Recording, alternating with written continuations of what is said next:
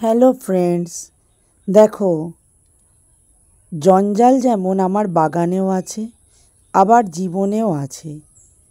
কয়েকটা অসভ্য বদমাইশ মানুষের জন্য তোমরা জানো যে আমার জীবনে অনেক অনেক ক্রাইসিস আছে, কিন্তু তাও আমি তার মধ্যেই আমার কাজকর্ম প্রতিদিনের করার চেষ্টা করি।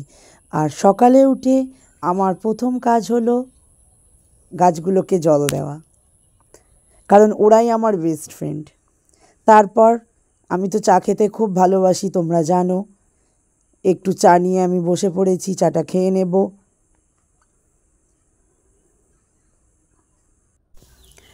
আর এখন দুপুরবেলা, এই দেখো, এইটা হলো দুপুর ফুল। এটা আমাদের এখানে একটা পুকুর ঘাটের যে পাড় হয়, পুকুরের পাড়ে হয়ে আছে। কি সুন্দর কালার না, হালকা হালকা একটা কালার, খুব সুন্দর।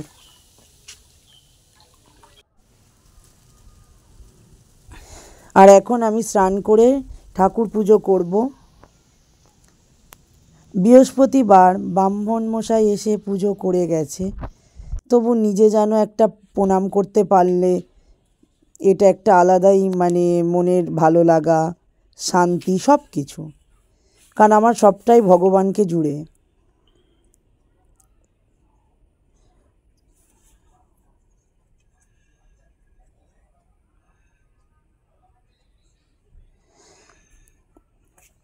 তাই জন্য ঠাকুরমশাই পুজো করলেও, মা পুজো করলেও আমি আসি। আমার যখনই ইচ্ছা হয় এসে ঠাকুরের কাছে বসি, ঠাকুরকে দেখি, প্রার্থনা করি।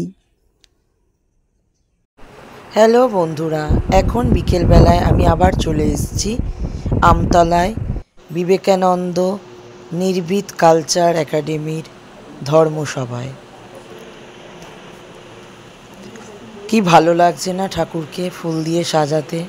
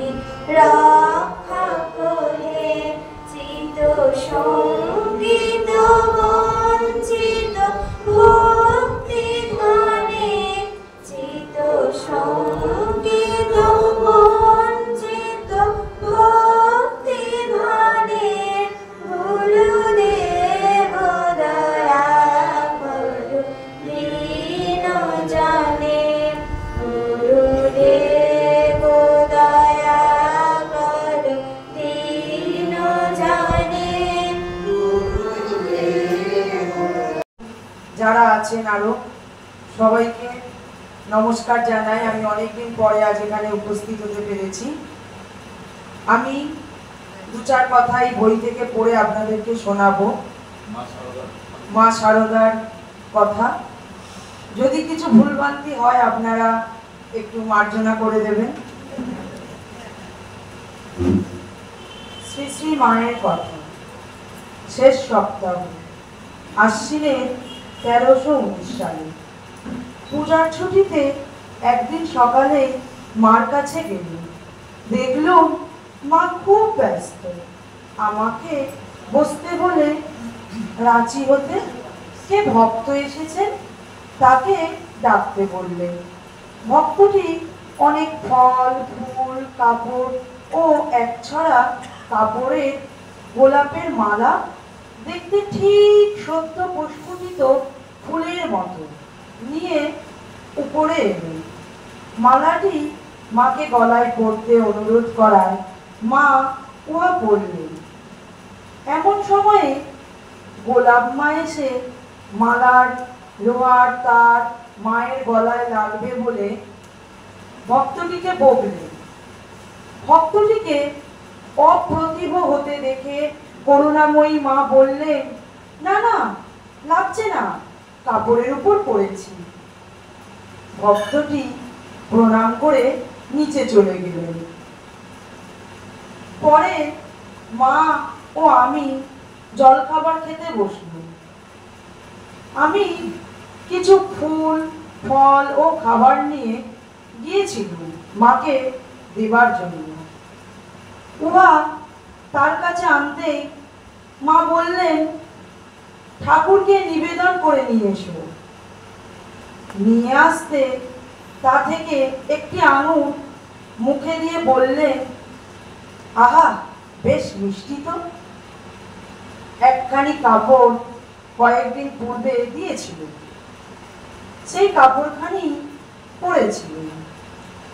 আমাকে দেখিয়ে বললেন, এই দেখো গো, তোমার কাপড় পরে পরে কালো করেছি। অবাক হয়ে ভাবলুম, এই অযোগ্য সন্তানের উপর তোমার এতই কৃপা ও স্নেহ মা। মা নিজের পাত হতে প্রসাদ তুলে তুলে আমাকে দিতে লাগলেন, আর আমি হাত পেতে নিচ্ছি। এমন সময় হঠাৎ একবার তার হাতে আমার হাত ঠেকে গেল। আমি বললুম, মা, হাত ধুয়ে ফেলুন। মা হাতে একটু জল দিয়ে বললেন, এই নে, হয়েছে। এই সময়ে নলিনী দিদি এসে বসলেন। ইতপূর্বে কি কারণে তিনি রাগ করেছিলেন। মা তাকে তিরস্কার করে বললেন, মেয়ে মানুষের মতো রাগ কি ভালো, সহ্য চাই। শৈশবে বাপ মায়ের কোল, যৌবনে স্বামীর আশ্রয় ছাড়া মেয়েদের আর কেউ আবলতে পারে না। মেয়ে লোক বড় খারাপ জাত। ফস করে একটা কথা যদি কেউ বলেই ফেললে গো, রাতের দিকে ফোন করব। মানুষের তো কথা বললেই হলো। তাই দুঃখ কষ্ট সয়েও স্বামী ও বাপ মায়ের কাছে থাকতেই হয়। একটু পরে রাধু এসে হাঁটুর কাপড় তুলে বসেছে। আবার মা তাকে ভৎসনা করতে লাগলেন, ও কি গো, মেয়ে লোকের হাঁটুর কাপড় উঠবে কেন? এই বলে কি একটি শ্লোক বললেন। তার মানে হাঁটুর কাপড় উঠলেই মেয়ে লোক উলঙ্গের স্বামী। চন্দ্রবাবুর ভগ্নী এসেছেন। কথায় কথায় তিনি আমাকে জিজ্ঞাসা করলেন, মার গোসাই আছেন? এসব বুঝি ছেলে মেয়ে বউ? আমি কেন? ঠাকুরের কথা শোনেননি? তার শিক্ষাই ছিল কামিনী কাঞ্চন ত্যাগ। তিনি অপ্রস্তুত হয়ে বললেন, আমি মনে করেছি এরা সব ছেলে বউ হবে। দুর্গাপুজো আসছে, মাথায় জামাইদের কাপড় ভাগ ভাগ করে রাখছিলেন এবং আমাকে পৃথক করে কিছু ভোগ, পোশাক, লুচি এসব বললেন যে গুছিয়ে রাখ, মা গণেন পুজোর সময় পড়ে মাঠে যাবে। মধ্যাহ্নের ভোগ ও প্রসাদ হয়ে গেল। আহারান্তে মা বিশ্রাম করছেন, আমি নিকটে বসে বাতাস করছিল।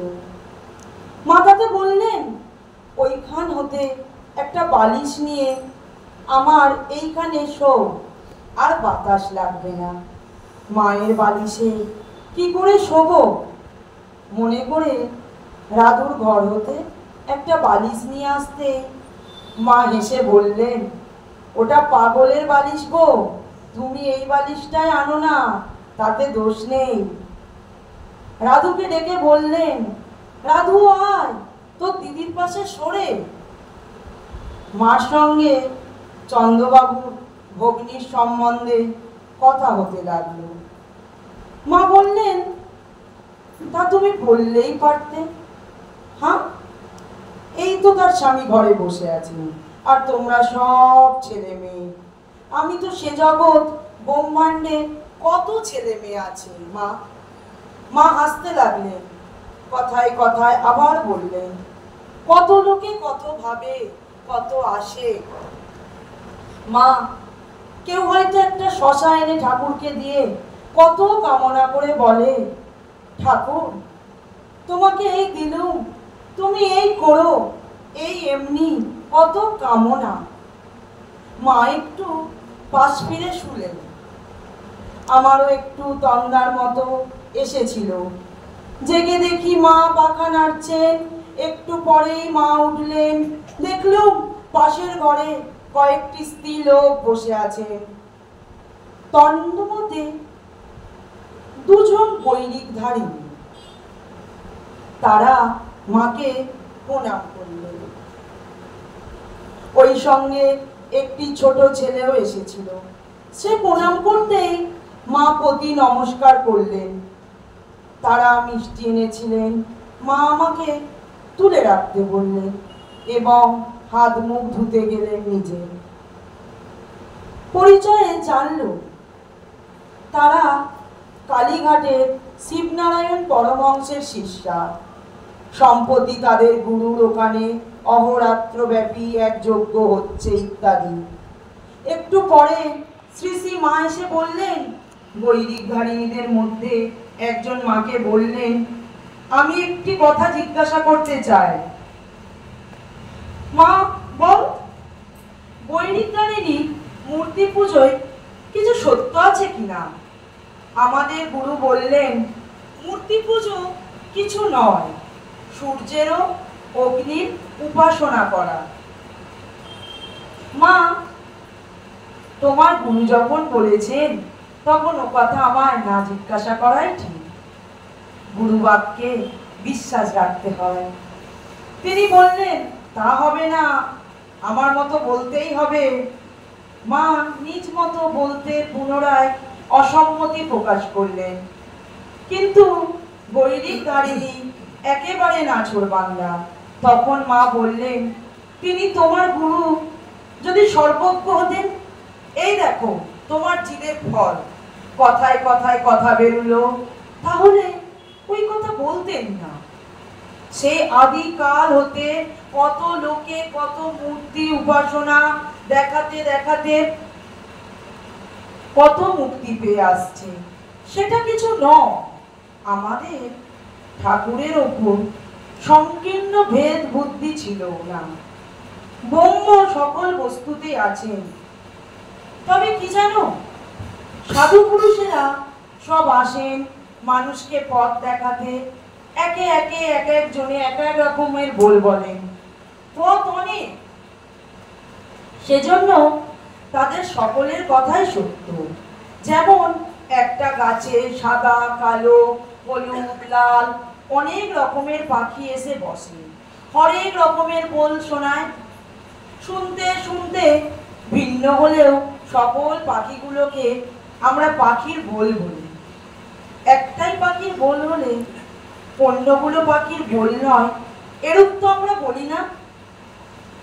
তারা কিছুক্ষণ তর্ক করে শেষে নিরস্ত হলেন। তারপর তারা শ্রী শ্রী মাকে জিজ্ঞাসা করলেন, আপনার বাড়ি কোথায়? মা বললেন, কামারপুকুর, হুগলি জেলায়। এখানকার ঠিকানা কি বলুন, আমরা মাঝে মাঝে আসবো। মা ঠিকানা লিখে দিতে দিতে বললেন, তারা যে মিষ্টি এনেছিলেন ইতিপূর্বেই শ্রী শ্রী মা ওদের ছেলেটিকে দিতে বলেছিলেন এবং আমি তখনই দিয়ে দিয়েছিলাম। একটু পরে তারা বিদায় নিয়ে গেলেন। তারা গেলে শ্রী শ্রী মা বললেন, মেয়ে লোকের আবার তর্ক? জ্ঞানী পুরুষরাই তর্ক করে, তাকে বড় পেলে। ব্রহ্ম কি তর্কের বস্তু? একটু পরে আমার গাড়ি এলো। মা বললেন, এই গো পটলডাঙ্গার গাড়ি এসেছে বলছে, এখনই এলো। ওই কথা বলেই তিনি তাড়াতাড়ি ঠাকুরের বৈকালী ভোগ দিলেন এবং কিছু প্রসাদ প্রসাদী জলের গ্লাসটি এবং দুটি পান নিয়ে বারান্দায় আড়ালে গিয়ে ডাকলেন, এসো এসো। তার স্নেহ যত্নে আমার চোখ দুটো দিয়ে জল এলো। ভাবতে লাগলো, আবার কতদিনে মার সঙ্গে দেখা হবে, কারণ পূজার পরেই মা কাশী যাবেন। মা সস্নেহে বললেন, আবার আসবে। এমন সময় বাহির হতে চন্দ্রবাবু এসে একটু বিরক্তিকর সহিত বললেন, বাইরে গাড়ি দাঁড়িয়ে, গাড়োয়ান দিক করছে। আমি এই সকলকে বলে রাখলাম, গাড়ি আসলে কেউ যেন তিলার্ধ দেরি না করেন। শিশি মা তাই শুনে বললেন, আহা, তার কি, এই তো যাচ্ছে, এসো মা। আমি অশ্রুসিক্ত চোখে তাড়াতাড়ি প্রণাম করে নেমে গেলুম। প্রাণের আবেগে সেদিন বাড়িতে কারো সহিত ভালো করে কথা বলতে পারলুম না। সারা রাত ওইভাবে কেটে গেল।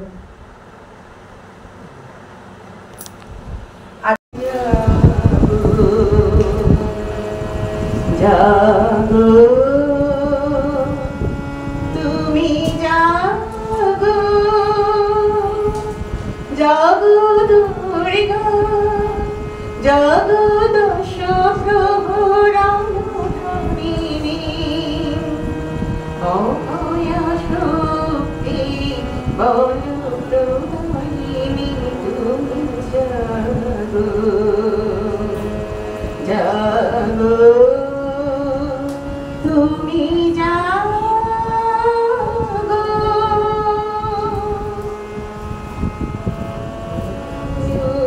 বরুদা অজুড়ায় তোলা, তুমি বরুদা অজুড়ায় তোলা, বহু বল ধারিণী বিপুদল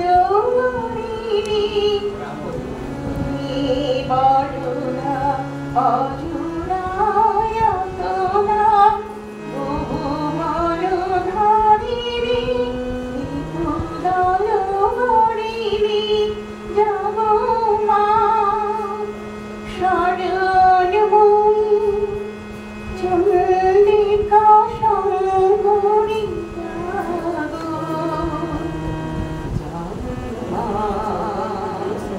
জাগো সুরবীরাশিনী, তুমি জাগো, জাগো তুমি জাগো,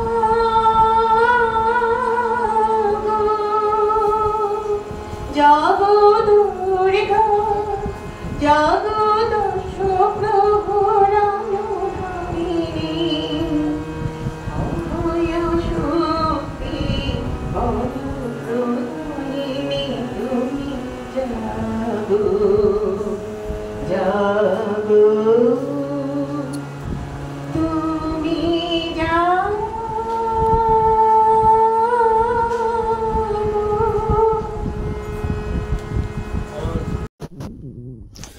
শুভ সন্ধ্যা বন্ধু, বন্ধুরা, তারপর আমি ওখান থেকে ফিরে নিজের জন্য এক কাপ কফি বানিয়ে নিই। তোমরা জানো যে আমার চা কফি এগুলো খেতে খুব পছন্দ করি, আমি খাইও।